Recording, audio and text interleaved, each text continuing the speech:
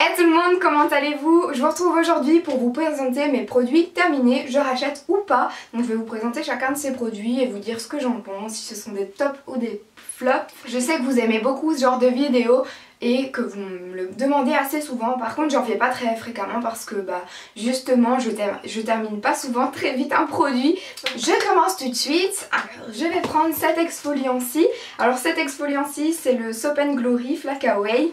Si vous avez vu mon haul de Londres, vous savez que je l'ai déjà racheté, donc bien évidemment que je vais racheter. Donc c'est un exfoliant. Celui-là c'est un des plus doux qu'il y a et j'avais acheté la miniature pour la tester avant d'acheter le grand format et ça m'a beaucoup plu. C'est le genre d'exfoliant que j'aime beaucoup mettre sur moi avant d'aller dormir. C'est très doux et ça donne une odeur très propre. Et ce que j'aime beaucoup avec cet exfoliant-ci, contrairement à ceux de chez The Body Shop, comme j'ai déjà pu répéter une centaine de fois dans mes vidéos, c'est que celui-ci n'a pas un fini gras du tout. Votre peau est douce mais elle n'est pas toute grasse quoi. Voilà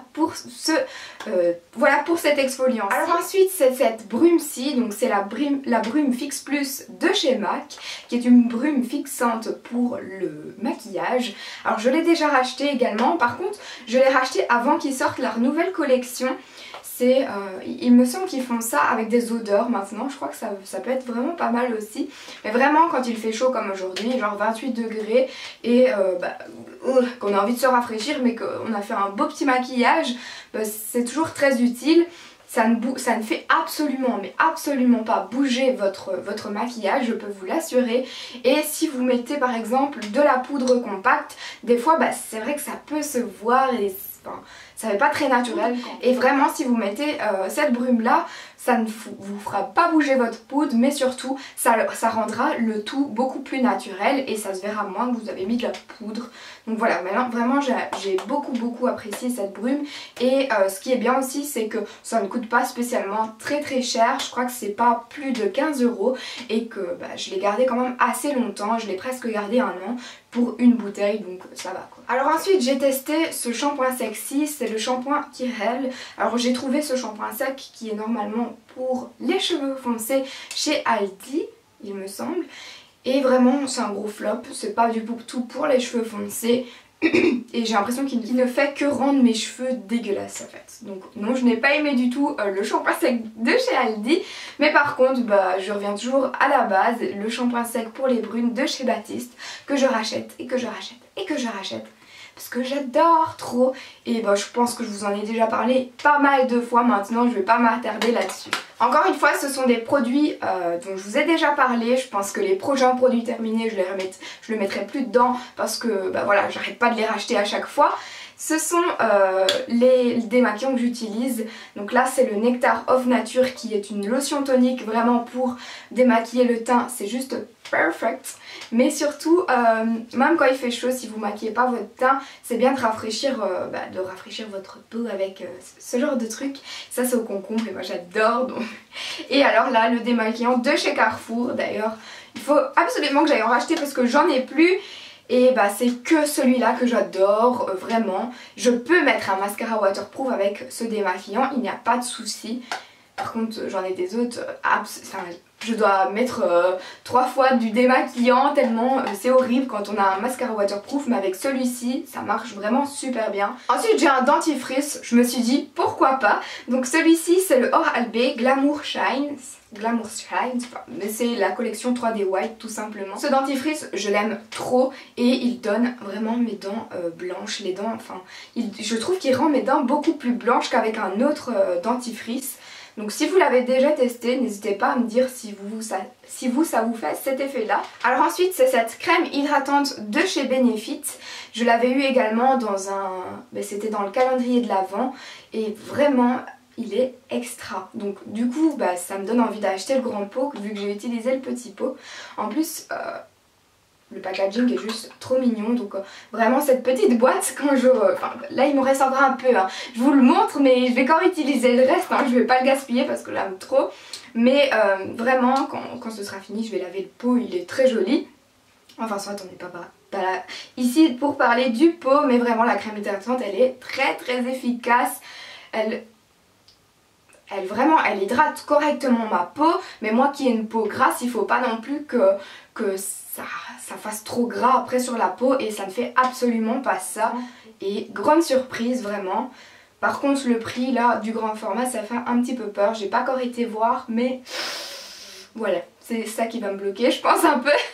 J'ai pas mal de petits produits Benefits que j'ai terminés. Alors ici j'ai le The Pore Professional que j'avais eu également. Avec toutes les petites miniatures que j'ai pu avoir dans le calendrier de l'Avent.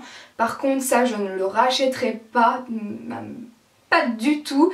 Je ne vois pas en quoi ça change quelque chose et j'ai pas spécialement des pores qui se voient sur ma peau ou quoi.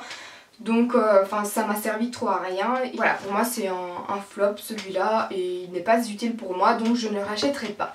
Ensuite je vais continuer peut-être avec la marque Benefits, comme ça tant que j'y suis, je suis un petit peu plus ordonnée.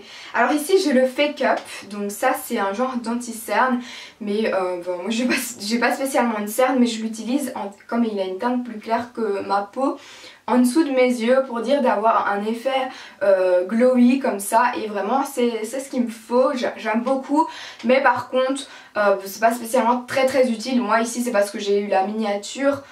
Mais vraiment je pense que par exemple le Fit Me ou alors l'anti-cerne de chez Maybelline Instant est beaucoup mieux que celui-là. Donc oui, il a été chouette à utiliser en miniature, mais non, je ne rachèterai pas un grand format. Ensuite j'ai le mascara Bad Gal Lash de chez Benefit, encore une fois. Là il m'a plu également, il ne fait pas des paquets sur les cils, mais je trouve pas qu'il déploie les cils correctement. Je trouve pas spécialement qu'il donne beaucoup de volume. Vraiment c'est pas l'un de mes favoris dans le mascara, donc non, je le rachèterai pas en grand format, celui-ci non plus. Et alors là, ça c'est un très gros flop. Donc là c'est un eyeliner, donc c'est le Terreal de chez Benefit, encore une fois, je le répète à chaque fois. C'est un eyeliner que je n'ai pas réussi à dompter. Il est très dur à utiliser.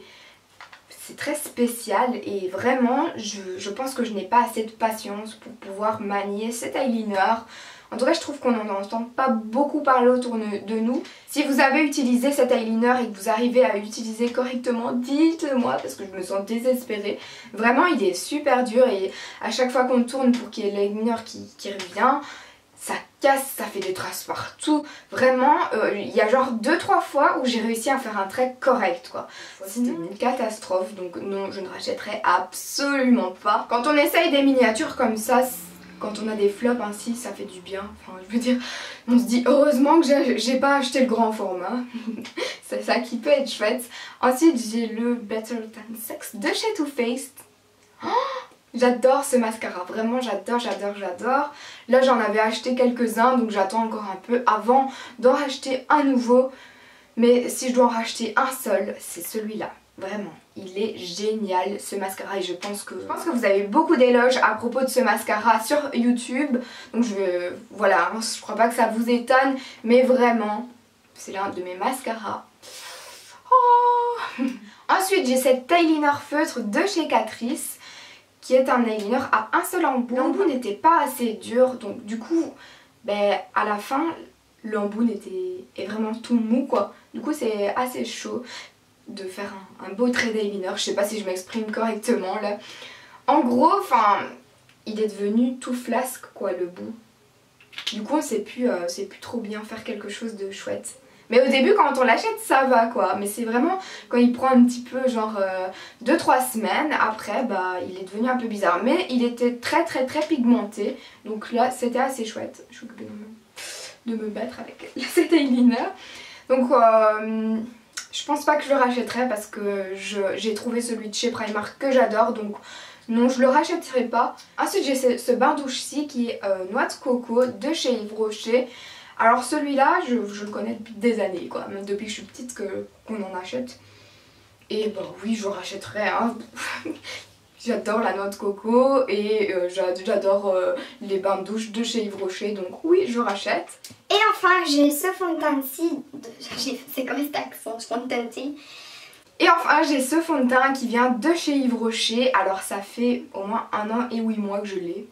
Si vous me connaissez vous savez que j'utilise pas tous les jours des fonds de teint. J'utilise vraiment pour des occasions telles qu'une soirée ou quoi. Maintenant je vais pas dire que je le rachèterai parce que j'aime bien découvrir et j'aime bien aussi vous partager des avis sur certains produits. Du coup je vais pas le racheter parce que bah, je sais ce qu'il en est, il est chouette. Mais il n'est pas non plus extraordinaire, hein. Il est très très naturel, il va rien, enfin il va pas couvrir grand chose, hein. Le niveau de couvrance de ce fond de teint, si je devais mettre une note sur 10, c'est 2 ou 3, hein. C'est pas quelque chose de très couvrant, ça reste très naturel et enfin, c'est ça que je l'aime bien quoi, hein. Donc voilà, si vous cherchez un fond de teint couvrant, c'est pas vers celui-ci que vous devez vous tourner. Par contre j'ai oublié de dire son nom je pense. Donc celui-ci c'est le teint fluide zéro défaut, peau parfaite, tenue 14 heures. Et bien voilà pour mes produits terminés. N'hésitez pas à me dire vos produits du moment, vos flops aussi parce que ça m'intéresserait de savoir. Je vous embrasse et je vous dis à mercredi. Normalement la vidéo ce sera un petit lookbook sur le thème de la fin de l'été. Je pense, si j'y arrive, croisons les doigts. Je vous embrasse. Mouah, gros bisous.